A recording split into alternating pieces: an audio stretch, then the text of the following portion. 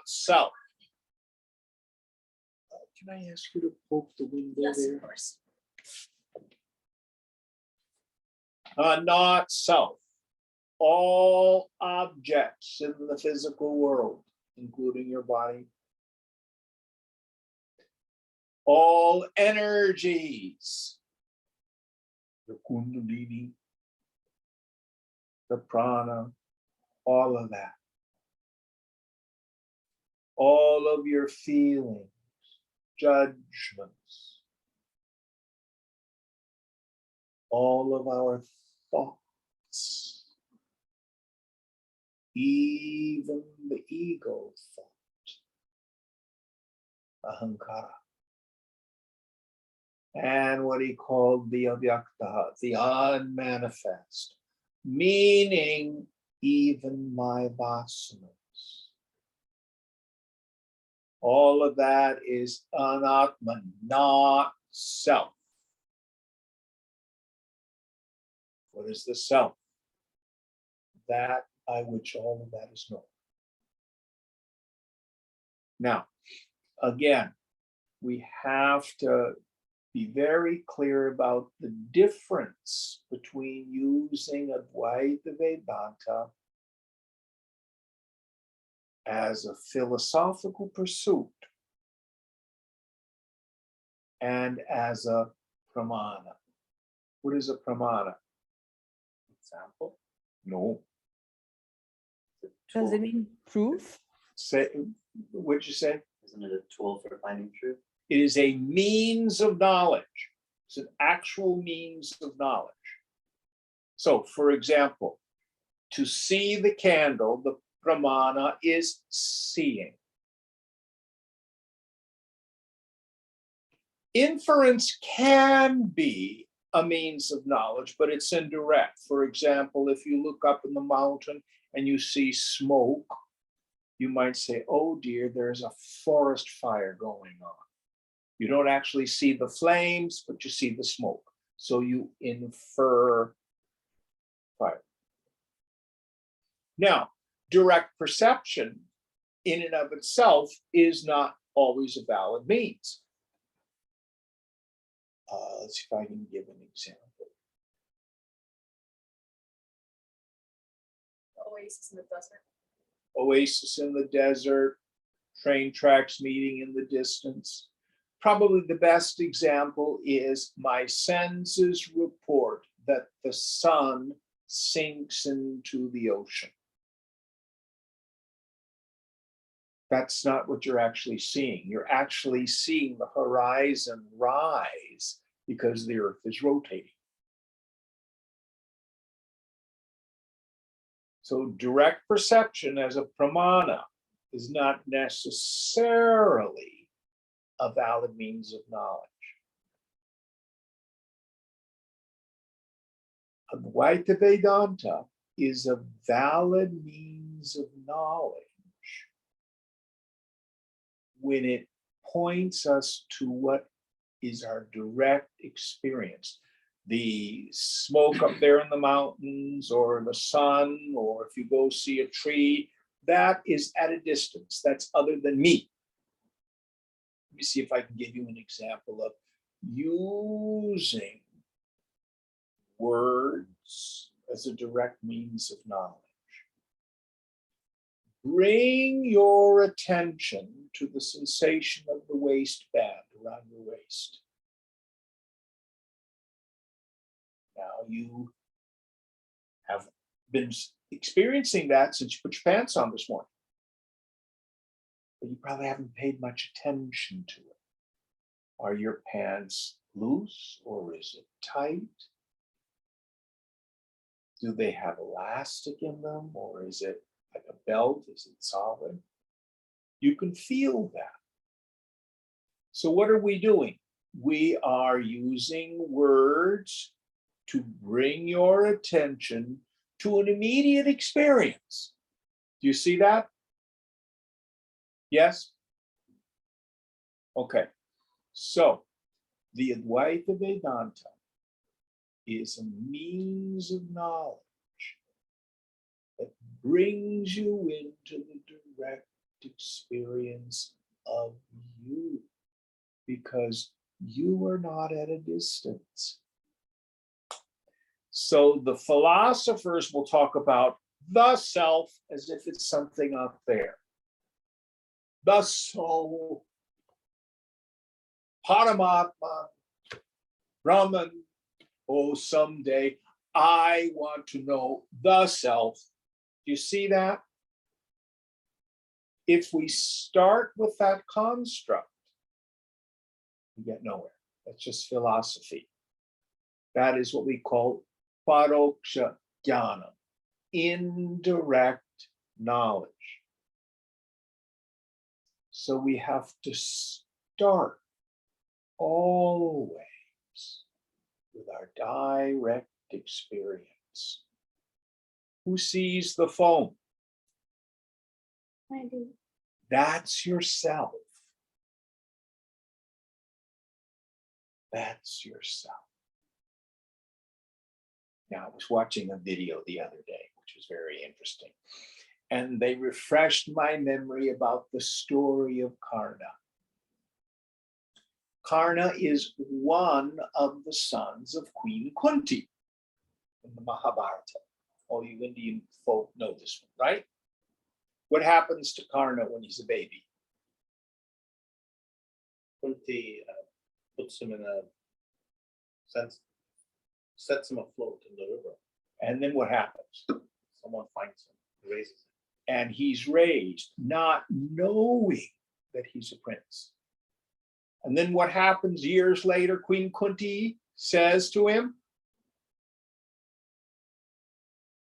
I'm your mother. You're a prince. So did he have a change in his being?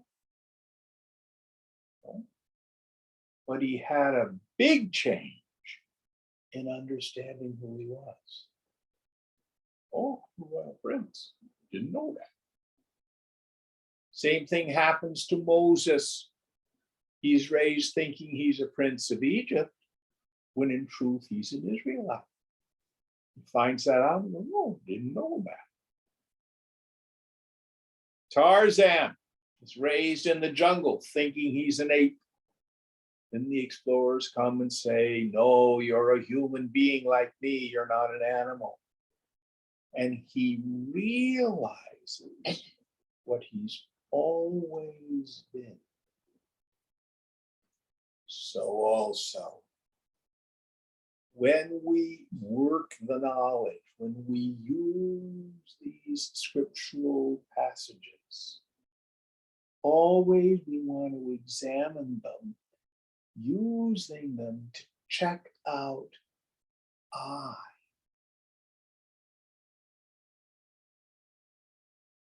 So someone may say to him or herself, oh, I have low self-esteem.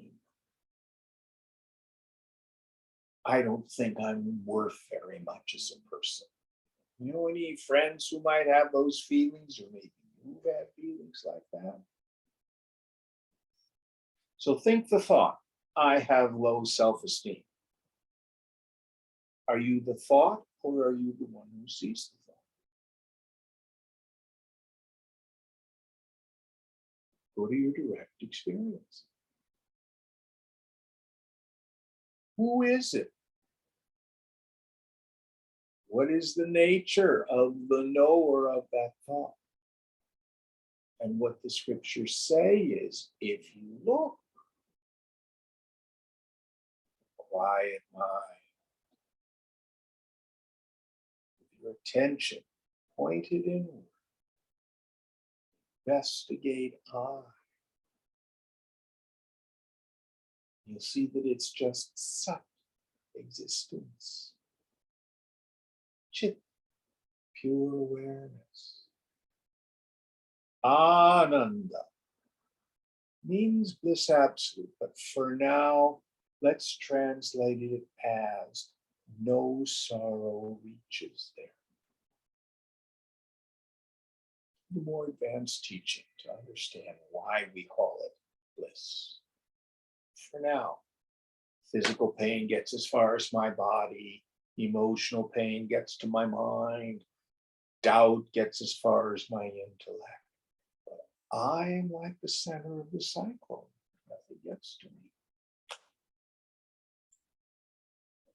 There's no taint near Mullam, no form near Upam, no qualities, Vigunaihi.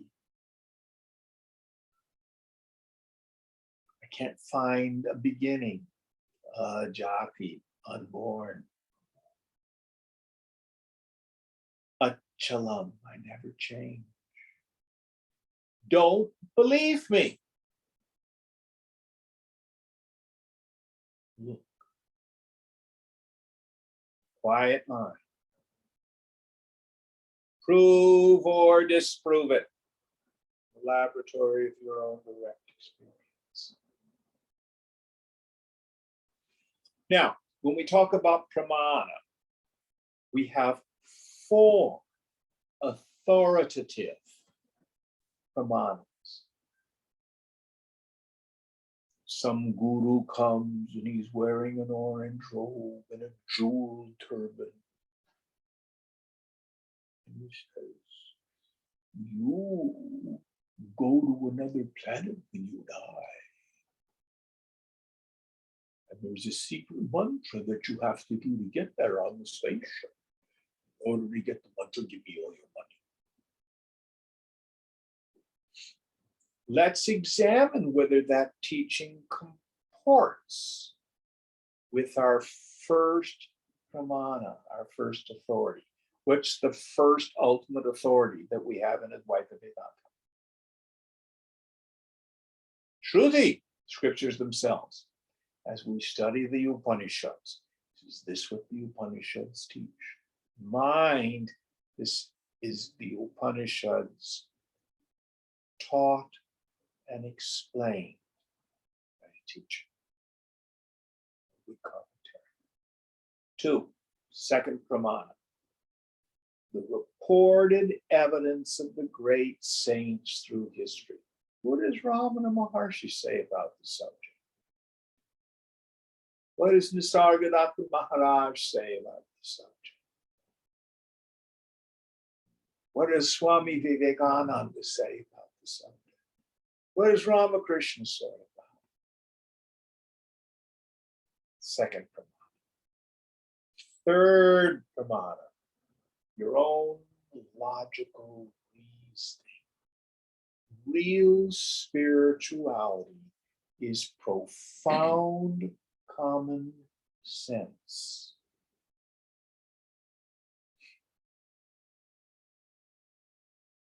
When the Buddha was trying to get enlightened, he couldn't find a valid teacher. Now, we have no idea if the state of teaching had declined so badly in his age, or he was just very stubborn. Someone once told me that he was a triple Taurus. I have no idea if that's true. But he said, I'm going to sit down under this tree and I'm going to keep emptying out, keep watching till I see what's true. What makes sense. The fourth pramana, our own direct experience. So Vedanta includes all.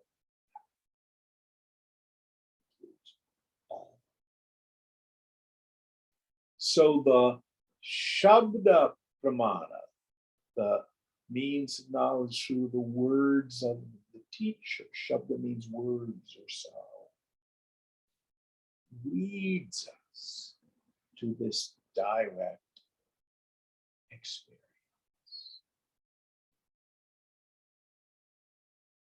Now, where we were, did we do 8 and 9 last week, Deepa, I think? Jim, we started with one of the shlokas, 8, and it had a list of qualities that help with Yes. knowledge.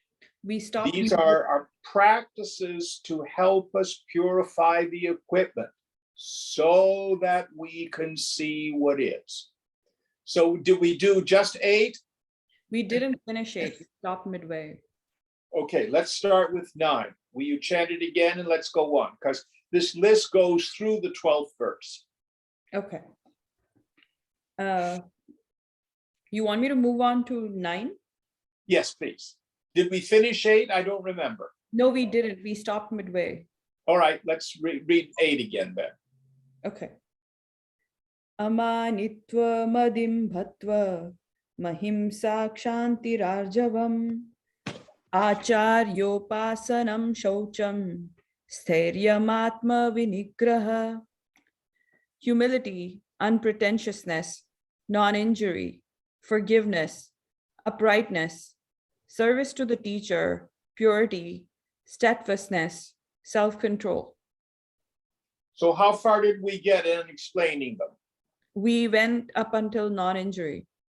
Okay, so non-injury, and whenever we talk about ahimsa, remember whatever you're doing to other people, you got 3 fingers pointing back at yourself. Frequently, the person we do the most injury to is ourselves. So if you've got an inner critic that's going, oh, why did I do that? I'm so stupid. Why did I? That's just awful. When will I ever stop doing that? Any of you have a voice that does that? To indulge in that voice is injury. And I always say, I've been teaching this work for over 45 years now. And if I ever saw anyone get value from beating themselves up, I might recommend it as a practice. I have never seen anyone get value from it. So not only should we not do violence to others,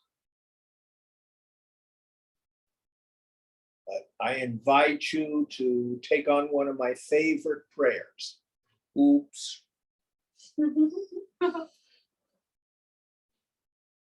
At the level of being human, the body, mind, intellect, we're going to make mistakes. We're going to make mistakes in our practice. We're going to make mistakes in life. And the wonderful thing is God can take it all and find use in our lives for it. In God's hands, our greatest defects can even be assets. So we need to not only forgive others and not get involved in redress or revenge. Call that practice titiksha, forbearance with ourselves.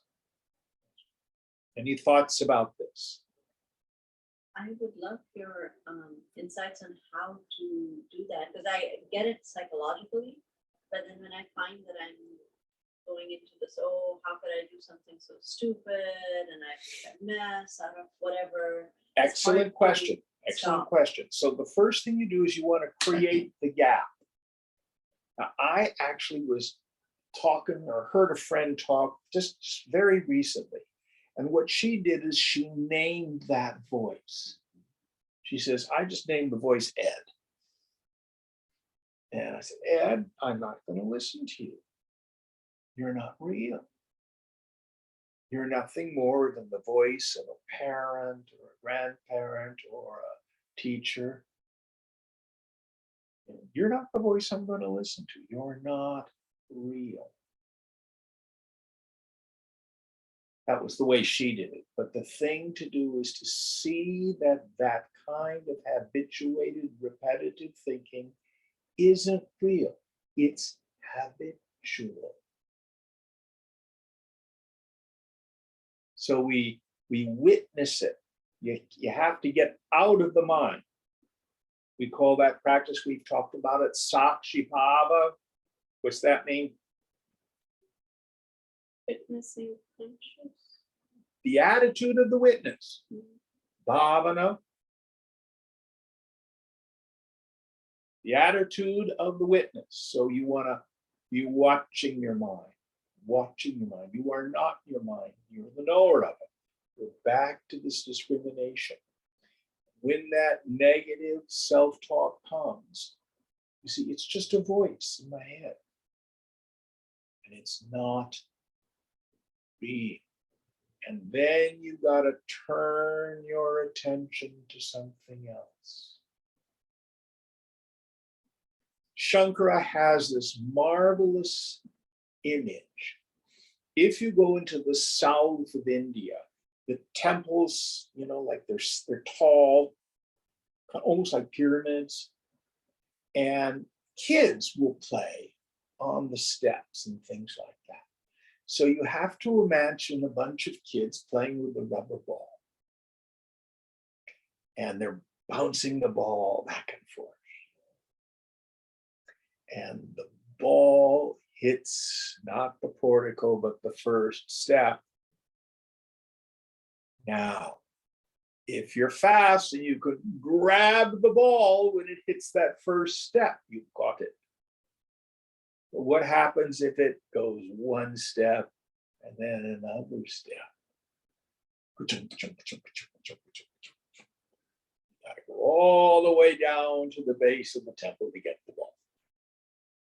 So when that negative self-talk starts, you have a moment to say, I see you for what you are. I'm not going to feed you. You grab the ball at the top of the steps. Om Namah Shivaya.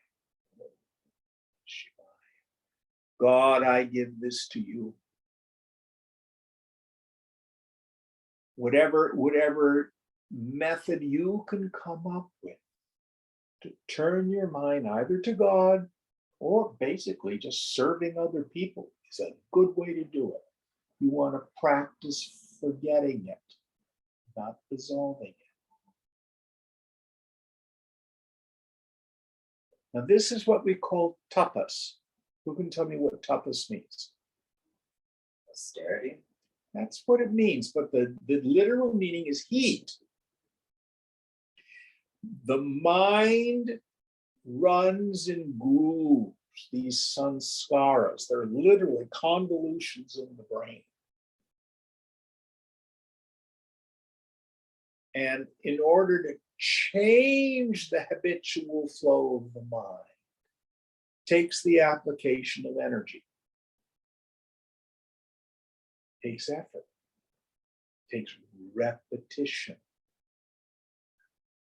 And that will heat up the mind because the mind resists it. Another way I like to talk about it, the mind is ruled by the law of inertia. The law of inertia is an object in a vacuum will stay in motion or in stasis until energy is applied to move it. The asteroid's going through space, it's going to keep going, but if something hits it, it changes its course. So if the habit of our thinking is, I'm a worm, I'm terrible, how could I have done that? I'm just terrible. All it is a habit. It's not me. But there's no magic bullet. There's no pill you can take. There's no secret mantra that's going to make it go away. It's thought by thought change the flow of the mind. Easiest way to do that is you start with not believing it. Start with witnessing it. And then you look to see the self within. Am I a terrible person? No. What am I?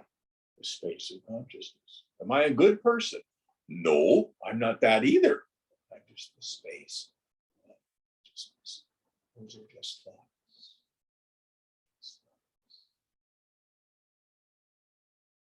that helpful? Yeah, that's really helpful. Thank you. Now, if you go to the psychotherapist, they may take you back to your family of origin and you see, oh, my father or my mother was abusive to me. And so you now know why you have the negative self-talk. Doesn't stop. Does that make sense? Understanding is the booby prize. It doesn't change anything. You have to change the habit. Witness, get out. The way to heal the mind is to get out of the mind. See its fundamentally illusory nature. Don't believe it. And then you have a chance when it first arises. I see you for what you are. Om Shivaya, Shivaya. Om Namah Shivaya, Shivaya. And in time, you don't feed it with attention. It starts to wither.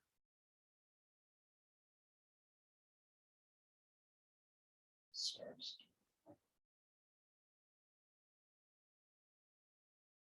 Excellent question. Excellent question. Probably the most important one about all this. So ahimsa, not only non-injury for others, but for ourselves. Next idea. Forgiveness. Yes. Resentment,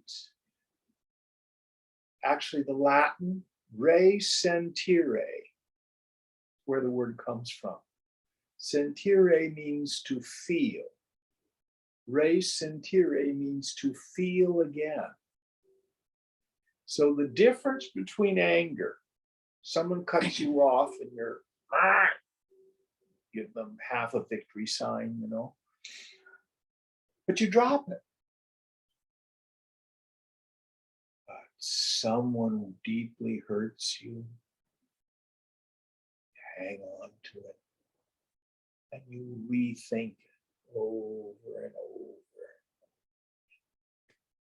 You know, one of the ways you can tell you have resentments is when you're having conversations with people who aren't in the room, reviewing past interactions, rewriting the scripts.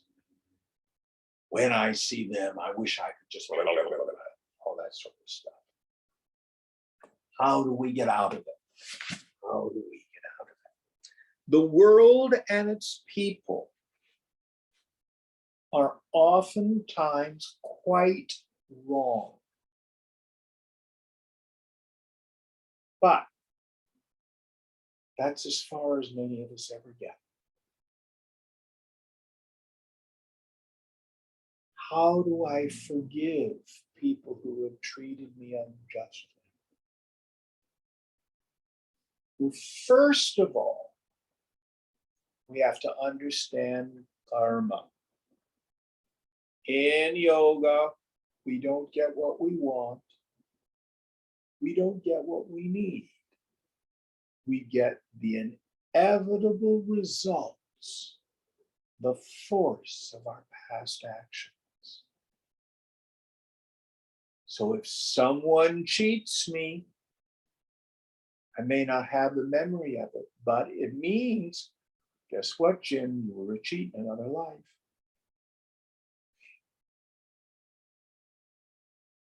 Nothing happens to us by accident. We're not being punished. We're just getting the inevitable results of our past actions. Back in the 80s, when I was working with so many young men who got AIDS, so many of them say, Jim, am I being punished? Does God hate me? I said, no. You're having the inevitable results of your past actions. Did you have unprotected sex? That's how you got AIDS. But we were in love. Well, that doesn't count. So we're dealing with simple action and reaction. If you scream at the policeman, they'll probably handcuff you. We just don't oftentimes know what we did that caused it. So, Titiksha, to be able to endure the vicissitudes of life without the need for redress or revenge. And the next step in forgiveness, look to see if you have behaved in a similar way. One of the slogans I like to share is, you spot it, you got it. The character defects of other people that upset and annoy me and trigger me, chances are I have them, or I'm afraid I have them, and I'm probably in denial about it.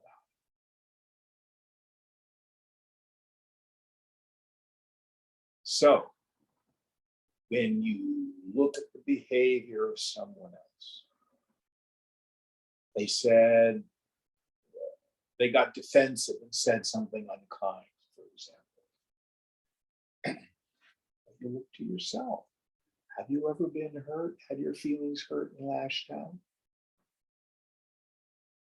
Have you? Yeah. So once I can see why I behaved that way, and it's usually almost always because I'm hurt or I'm frightened, then I know why other people do what they do. They're not monsters. They're not evil people. They may be doing evil things, but the reason they're doing them is because they're spiritually sick. They're caught up in the ignorance of Maya.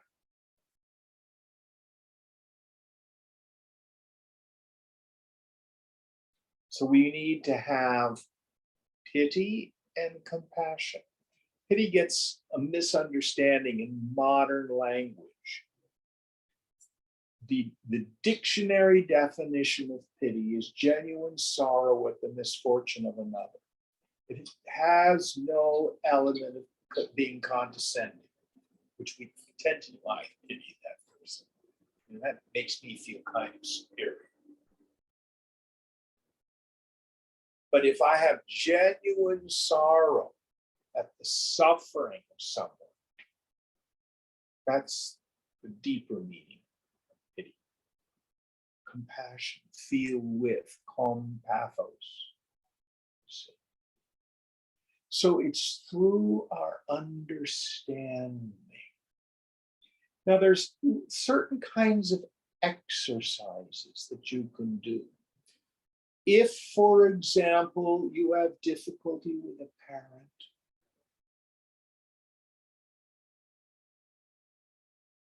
you feel that you were raised and the parent was not a good parent, was abusive in some way, and didn't understand you. Most of us have that feeling. You can do an exercise like write out that parent's story. How did they become the way they were? What was their suffering?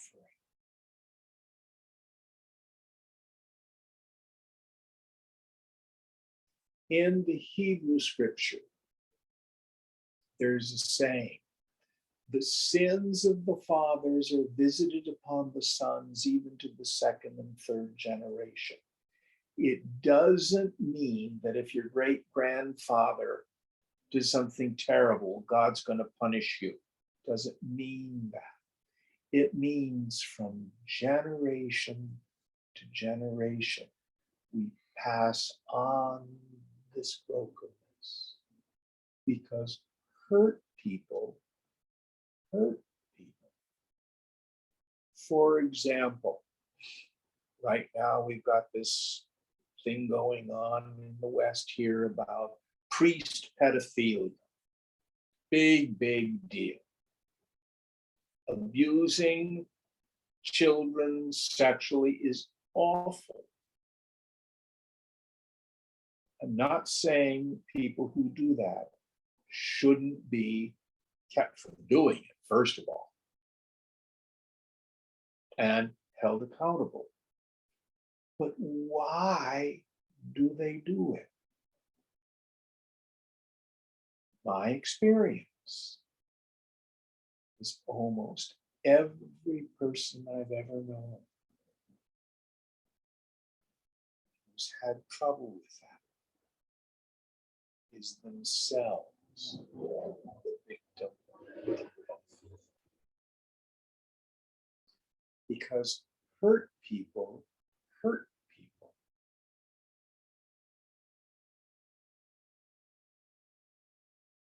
People who do domestic violence, almost all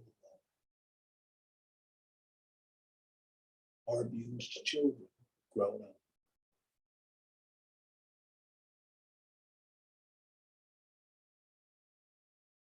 So this is what human beings do to one another in ignorance. I'm not talking about I'm wrong and they're right, or they're right and I'm wrong. Again, I started off this discussion. The people in this world are oftentimes quite wrong, and they do terrible things. But if I'm going to forgive them, the doorway is to understand the cause of the sin. And resentment is a poison we brew for another and drink ourselves. If you are caught up in a life of deep resentment without forgiveness, you will be the one who suffers. Any thoughts on this before we move on?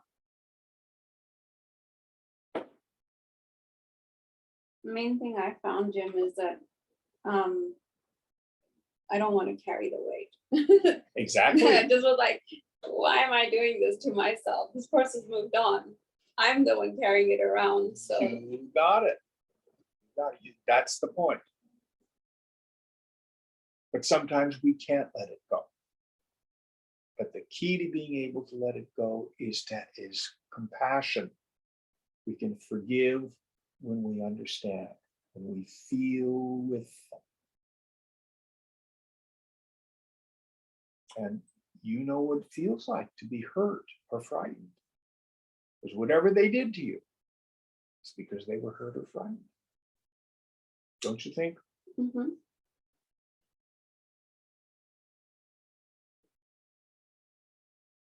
Forgiveness. Forgiveness.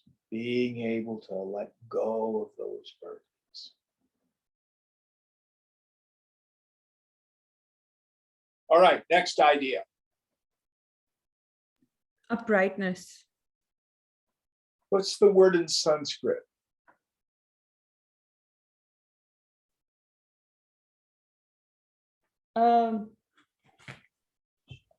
Mahims, yeah.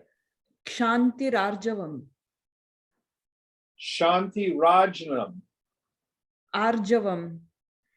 I don't know this word. I don't know this word. My take on it is you want to live a life that's fundamentally ethical. Why? No, God is going to punish you. But you want to be ethical because you understand deeply the laws of karma. Let me give you a real story. So there was some friends of mine, and they thought they were pulling a fast one on Costco. They would get, I know who it is. don't say anything, but they would get a membership, and then they would, like, I think you could cancel it within a Within few 30 months days. and get your money back. So they would go to Costco, be able to do that, then they would cancel it and get their money back. And they kept doing this over and over. They thought they were being so clever in being able to work the system against Costco. And then, what do you know? Their Amazon packages kept getting stolen off their doorstep.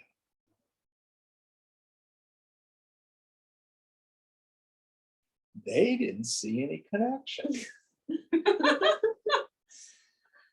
What were they doing to Costco? Stealing. Well, that's what it was. So, the yogi lives an ethical life because it just makes everything easier. Put the damn money in the parking meter. Pay the parking ticket if you get it. Pay your taxes that you owe, no more than you owe. Don't steal. Why? Because none of us like to be stolen from. Don't lie. Why shouldn't you lie to people? If you do, you're going to be lied to. It's that simple. Whatever energy you put out, it will come back to you in kind. It's like dropping a stone in a pond, and the ripples go out and they come back. So once we understand the law of karma, leading an ethical life, an upright life, makes sense. Now, Socrates was once asked what vexed him the most. And he said, the prosperity of the wicked. But then there's another saying in the Hebrew scripture, which I love. Vengeance is mine, saith the Lord. Nobody gets away with anything. You may think, how can these horrible people be doing all these horrible things and no one holds them to account? They will be held to account because of the inevitability of the law of karma. It's not my job, but it will take place.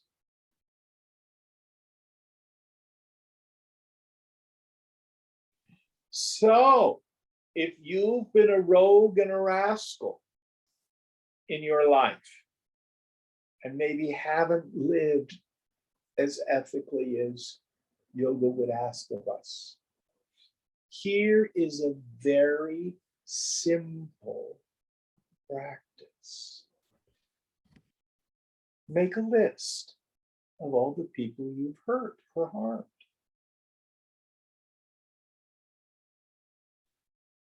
And do your best to make it right. When you were a youngster in your 20s, maybe living in a commune, did you borrow a couple of $100 from someone and never pay it back? And it's 10, 15 years later. Find them and pay the money back. Did you welch on a credit card? And then, it finally went off your credit rating. Make good on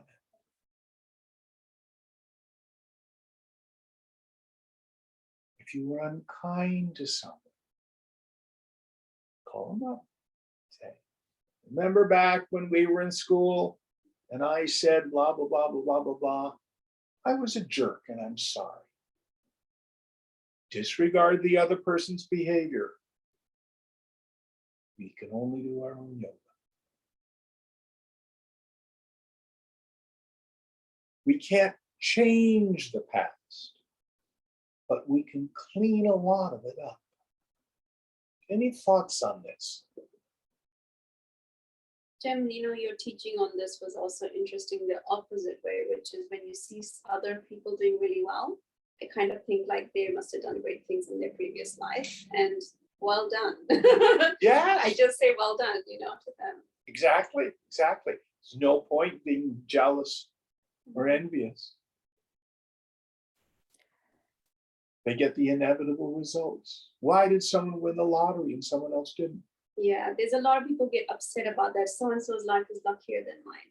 And I'm kind of like, No luck. you have no idea what they must have done. No luck. Jim? This is one teaching that I feel like commands quite a bit of faith in this. It's belief. Can you speak a little louder so the Zoomies can hear? So the majority of the teachings that I've heard you talking about have all been based on there's some sort of experiment you can do in your mind to see the rational nature, the logic behind it. But this teaching feels very much like a faith-based one. Just have faith that good things will come if you do good, and bad things will come if they do bad. Well, what you can do, first of all, the things that you've done that have hurt or harmed people are a weight in the psyche. Most of us wouldn't admit it. And what that phenomenon is called regret. And we have justification and denial around it. Try cleaning some of it up and see how you feel.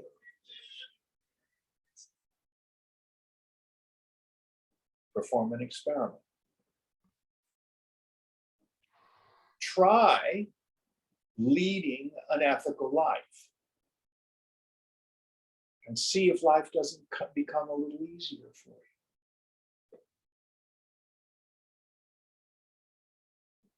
Building on your question, also on the side of faith. So for example, I'm thinking of one of my colleagues who passed away recently. She had a very painful battle with cancer. So does this imply, I mean, what I'm gathering from this is that it's like, oh, there's no luck. Because the way I see it is she just had very bad luck and that led to her death. So I guess I'm not understanding this idea that there is no Well, luck. it's subtle and it's nuanced. It's not magical thinking. So, as my dear mother used to say, you've got to die of something. I promise you, Sophia, you're going to die. The only real question is when and how. And being dead is not a tragedy. Getting there can be tragic. But why and how people go through various experiences. The term in yoga is prarabdha karma. The karma of the body itself, starting when you're born through the moment that the body is laid down in the transition. You'll get your allotted dose of successes and failures, joys and sorrows. And what the yogi wants to do is try to learn from them. So cancer doesn't have to be a tragic experience. I've known people who have had cancer, and it has become a deeply spiritual journey for them.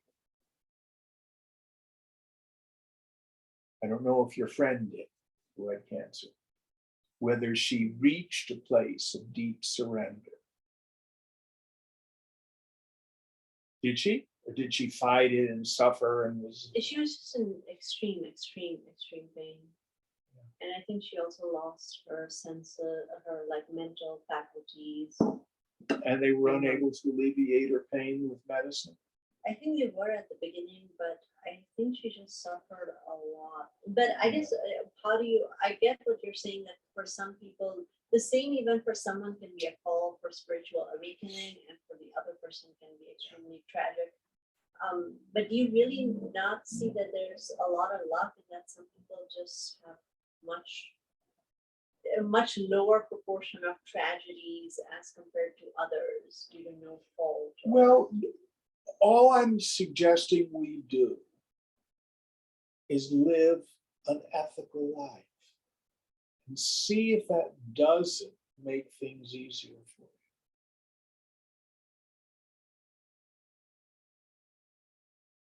I mean, simple things. If you get a ticket and you don't pay it, and you're driving across the bridge and there's a police car behind you, how do you feel? Oh, my God, I hope I don't get pulled over. It's an unnecessary agitation.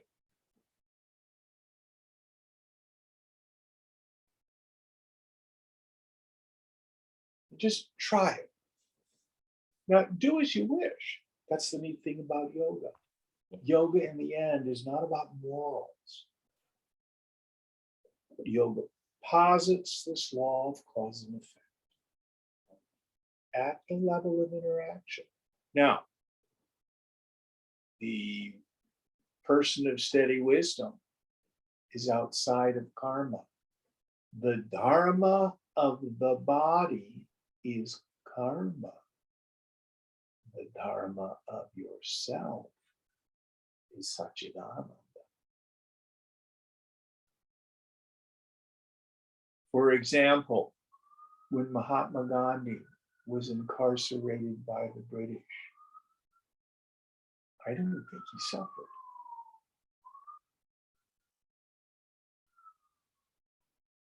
It made him bolder. But someone else loses their 5-bedroom house and has to downsize into a 2-bedroom apartment, and they feel terrible.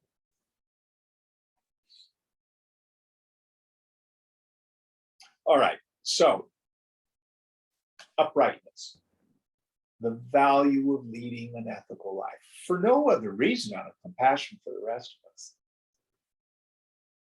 I mean, you look at, for example, a guy like Trump. He's known in the business world of not paying contractors. That's the way he does business. He doesn't care. He has no moral center about it. Will he be held to account in this life? I don't know. But it certainly does hurt people. I have a question. Sure. with Jim, regards to- Wait a minute, we got, Have Deepa go first. I've been asking questions. okay, who's the Zoomie who's asking the question? So there's someone on the call, Lakshmi. I think she's new. She would like to ask a question. Certainly, Lakshmi. Hi, Jim. How are you doing? I'm very well. Yes. So, Jim, it was wonderful to hear a lecture, and I'm intrigued more about karma. Is it true that we attract peoples and situation to ourselves? Yes, we do. Both in a positive way and in a way that challenges us. And So frequently we will draw people into our environment that we may have had interactions with in other lives. We're very comfortable with them. And then on the other side, people who vex us. So I love to tell the story. There was a Westerner who once asked His Holiness the Dalai Lama who his most important guru was. thinking he was going to name some high lama. Mhm. And the Dalai Lama thought for a moment and said, Mao Zedong. Now, that was his greatest guru, because that's the man who vexed him the most. Mm. That's where he had to practice detachment, returning good for evil, compassion, to not get caught up in the cycle of violence. I agree. But sometimes really terrible things happen to people. Like I have a friend who lost a sister, entire family in a car crash, and he's processing the pain. How do we handle such situations where we obviously cannot tell them it was your sister's karma's family to suffer like that? I mean, 3 members of their family died, and just a 16-year-old child survived. Maybe it is karma, maybe I don't know, but how do we explain such things, Jill? Well, you first of all never unsettle the minds of the suffering and the ignorant with a high teaching that Correct. will be abusive. Correct. You would never say to them, oh, it was their karma. They were probably terrible people in another life. No, you would never say anything like that. Absolutely.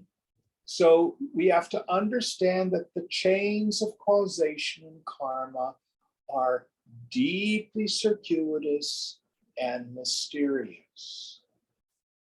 So no one really knows. I like the teaching of karma because the options are so untenable. I refuse to believe in a God who says, you are a good person and I love you and I'm going to give you grace. I don't like the way you part your hair. You haven't done anything wrong, but I just feel like wiping you out. I cannot believe in that kind of a God. Nor can I believe that there's not a God that doesn't enter into my life with grace. It's my direct experience. I don't believe in a watchmaker God who just starts the universe and lets it go. What about just the luck piece? Luck makes no sense. What is luck? Coincidence? Happenstance? Mm. Doesn't mean anything. May I also offer another perspective as well? Certainly. So I took a grief counseling course last year with David Kessler, who's one of the most renowned grief counselors out there in the world. He co-wrote a book with Elizabeth Kubler-Ross, who basically went through this, stages of grief. And basically he lost his mother at a very young age. And then he also lost his son later on, when after he had become a well-renowned grief counselor for many years. And it really deepened his practice. And then when I was in this course with about 200 some other people via Zoom, we have breakout groups, and almost everybody in the breakout group has lost somebody really close, whether it was a parent or a child or a spouse. And a lot of these people went on to become full-time grief counselors. So I guess the way that I think about it is sometimes it's not about something, they did something bad and therefore it happens to them. It could be a blessing in disguise to some degree, because lots of people would go on to help a lot of other people process their grief. So I feel like what a circumstance is just the fact somebody died. What you decide to do about that I think makes a big difference. And so maybe, and again, I don't want to, bright side things, because that's another common issue with people being like, well, why can't you look at the bright side of things? Because obviously all death are tragic. But I do think that I'm not so certain that karma can be interpreted only in a very white and black way of saying, okay, this happened, it must be bad, and therefore they must have been a bad person, so they must not be bad in prior life, right? No, it's not that simple. Exactly, that's The vast majority of our karmic situations are done in ignorance. We don't know what we're doing. I agree. So this prarabdha karma that we have, Jim, can we burn it off through Yes. meditative practices, or it's fixed? It's fixed. Well, we don't have I guess we can go into it. So there are 3 kinds of karmas that we have: sanchitta karma, agami karma, and prarabdha karma. Sanchita karma are the karmas of the past which have yet to fructify. So, for example, if 3 lifetimes ago I had the burning desire to be a Russian ballerina, I don't have the right body for it. Doesn't work. So that would stay in abeyance. Have to wait for a future lifetime. Agami karma are the karmas of the future that we set up in this lifetime. Oh, I love listening to Pavarotti. He sings so beautifully. It would be so wonderful to be an Italian operatic tenor. Well, have to wait for a future lifetime. It's too late for me to do that. Both Sanchita karma and agami karma are burnt in the fire of realization, because the fundamental purpose of it is, I'll be happy when, it'll be better if. That's what's gone. So all that's left is out of the karma of this particular lifetime. Now, there's a long discussion, Viveka Chudamani, is there prarabdha karma for the saint? And then he starts it off by saying the mark of the woman of knowledge is that she's not identified with the body. She's identified as Brahman. So the karma only affects the body, it doesn't affect me. Then he goes on to say, if the body in fact is something conjured up by imagination, we've had this discussion before, can we say that something that's imaginary has any real cause and effect? So in that sense, he says, actually, even though for the ignorant, it becomes a way to understand the fact that the saint, she seems to act in the world like an ordinary person. He thunderously says there is no prarabdha for the saint, for the person of realization. Very, very important discussion. I see. So the Sanchita and Agame karma alone may possibly come up, but not the prarabdha. Am I correct in my understanding? The Chitta karma and the agami karma are roasted in realization. I see. But not the prarabdha. I see. But So, the prarabdha only affects the body. maybe that is why some saint, like I used to wonder why Ramana Maharishi died of cancer. But he was not affected by it at all. And they all die. Correct. No one gets out alive. Correct. Okay. Thank you. No, it's a good question. It's a good question. So in terms of practices, one last question, in terms of practices to help with karma, Jill, I have a habit of chanting some prayers, like Sanskrit prayers. And at the end of those prayers, like Kala Bhairava Ashtakam or Lingashtakam, they say, by saying these prayers, you wipe away so many eons of bad karma. Is that correct? Is that true, Jill? The fastest and most powerful way to get rid of karmas is, in fact, to realize yourself. These things are helpful, especially if you believe them. But the biggest thing is spend your time investigating yourself. Who are you? And from this day forward, don't be a jerk. It's real simple. Change your behavior. Thank you, Jill. Thank you. All right. This is prompting good discussion, but it's 8 o'clock, so we need to stop. Om Purnamada Purnamidam Purnat Purnamudachyate Purnasya Purnamadaya Purnamevavashishyate. Om Shanti Shanti Shanti. Hari Om. Sri Guru Pyo Namaha. Hari Om.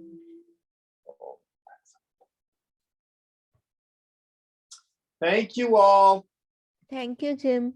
Thank you so much, Jim. Wonderful. Thank you so much. Thank you, Jim. Good night.